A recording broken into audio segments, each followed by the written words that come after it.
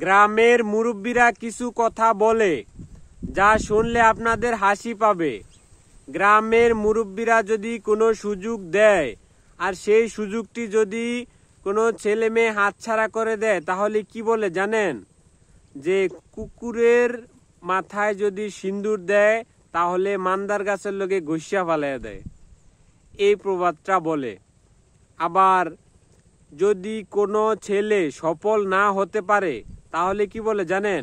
বা সফল হইতে পারছে না, কি মানে কোনো কাজে সুটেবল হইছে না, তখন গ্রামের মুরব্বীরা বলে খেজুর গাছের কাটা যে সুঙ্গা করে দেওয়া লাগে না, তারা নিজেরাই সুঙ্গা হয়ে ওঠে।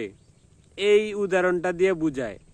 আবার যদি কোনো ছেলেরা বিদেশ যায় তখন তাদেরকে কি বলে সান্ত্বনা দেয় জানেন? বলে যা বাবা দোয়া করে দিলাম, ডাউগের চাহ হইলে তুই সাঁতার কাটতে উঠবি আর মুরগির চাহ হইলে পানিতে চুববা যাবি, মানে পানির নিচে ডুববা যাবি।